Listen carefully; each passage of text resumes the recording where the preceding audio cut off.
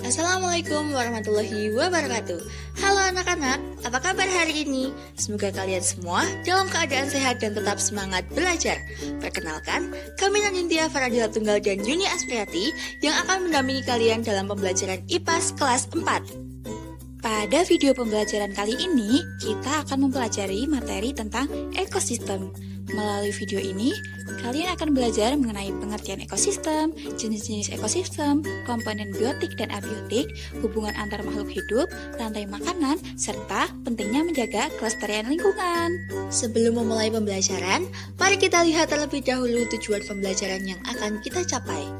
Setelah mengikuti pembelajaran ini, kalian diharapkan mampu mengidentifikasi komponen biotik dan abiotik dalam ekosistem, menjelaskan hubungan antar makhluk hidup seperti rantai makanan, menganalisis penyebab dan dampak kerusakan lingkungan terhadap keseimbangan ekosistem, mengidentifikasi berbagai upaya pelestarian lingkungan, dan dapat menyimpulkan pentingnya menjaga kelestarian lingkungan sebagai bentuk tanggung jawab terhadap keberlangsungan ekosistem.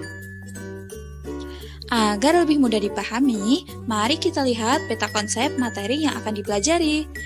Pada pembelajaran ini terdapat 5 pokok bahasan, yaitu pengertian ekosistem, jenis-jenis ekosistem, komponen biotik dan abiotik, hubungan antar makhluk hidup beserta rantai makanan, serta kerusakan lingkungan dan upaya pelestariannya. Mari kita bahas satu persatu. Apa yang dimaksud dengan ekosistem? Ekosistem adalah suatu sistem yang terbentuk dari hubungan timbal balik antara makhluk hidup dengan lingkungan tempat hidupnya.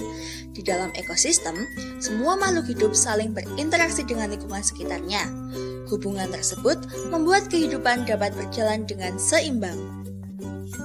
Jenis-jenis ekosistem. Ekosistem dibagi menjadi 2, yaitu ekosistem alami dan ekosistem buatan. Ekosistem alami terbentuk secara alami tanpa campur tangan manusia, misalnya hutan, gurun, sungai, dan laut. Sedangkan ekosistem buatan dibuat oleh manusia untuk memenuhi kebutuhan tertentu, seperti sawah, kolam, tambak, waduk, taman, dan akuarium.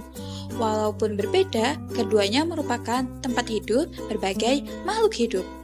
Komponen biotik dan abiotik. Di dalam setiap ekosistem terdapat 2 komponen utama.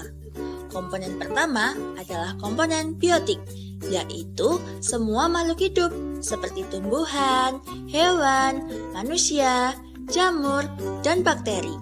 Sedangkan komponen kedua adalah komponen abiotik, yaitu benda tak hidup yang mendukung kehidupan, seperti air, tanah, udara, cahaya, matahari, dan suhu. Kedua komponen tersebut saling berinteraksi sehingga keseimbangan ekosistem dapat terjaga.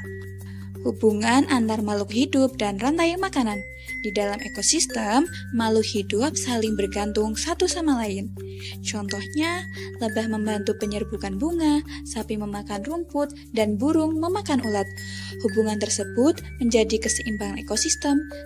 Salah satu bentuk hubungan antara makhluk hidup adalah rantai makanan, yaitu proses perpindahan energi melalui peristiwa makan dan dimakan. Contohnya, rumput dimakan oleh rusa, kemudian rusa dimakan oleh harimau. Setiap makhluk hidup memiliki peran masing-masing dalam rantai makanan. Apakah kalian sudah paham? Apabila sudah, ayo kita lanjut ke materi selanjutnya, yaitu kerusakan lingkungan dan dampaknya. Namun, keseimbangan ekosistem dapat terganggu akibat kerusakan lingkungan. Beberapa contoh kerusakan lingkungan adalah penebangan hutan secara liar, pencemaran air, membuang sampah sembarangan, dan kebakaran hutan. Kerusakan tersebut dapat menyebabkan berkurangnya jumlah hewan dan tumbuhan, banjir, tanah longsor, kekeringan, bahkan kepunahan beberapa jenis makhluk hidup. Oleh karena itu, kita harus menjaga lingkungan agar tetap lestari. Selanjutnya, upaya pelestarian lingkungan. Pelestarian lingkungan adalah usaha untuk menjaga dan melindungi lingkungan agar tetap baik. Ada banyak cara yang bisa dilakukan, di antaranya menanam pohon, membuang sampah pada tempatnya, mendaur ulang sampah, menghemat penggunaan air, menjaga kebersihan rumah dan sekolah, tidak merusak tumbuhan maupun habitat hewan. Kebiasaan sederhana tersebut dapat membantu menjaga keseimbangan ekosistem. Pentingnya menjaga kelestarian lingkungan. Menjaga lingkungan memberikan banyak manfaat. Di antaranya, lingkungan menjadi bersih dan sehat, makhluk hidup dapat hidup dengan nyaman, bencana alam dapat dicegah, keseimbangan ekosistem tetap terjaga, dan yang paling penting, kehidupan generasi mendatang dapat terus berlangsung dengan baik.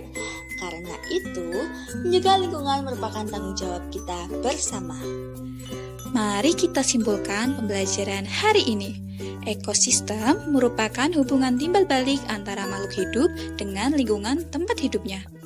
Di dalam ekosistem terdapat komponen biotik dan abiotik yang dapat saling berinteraksi. Kerusakan lingkungan dapat mengganggu keseimbangan ekosistem. Oleh sebab itu, kita perlu melakukan berbagai upaya pelestarian lingkungan agar kehidupan di bumi tetap terjaga. Ingatlah bahwa menjaga ekosistem berarti menjaga kehidupan di bumi. Demikian pembelajaran kita tentang materi ekosistem. Semoga materi yang telah dipelajari hari ini dapat menambah pengetahuan dan menumbuhkan rasa peduli terhadap lingkungan. Terima kasih telah menyimak video pembelajaran ini. Sampai jumpa pada pembelajaran berikutnya. Wassalamualaikum warahmatullahi wabarakatuh. Tetap semangat, jaga lingkungan, dan sampai jumpa.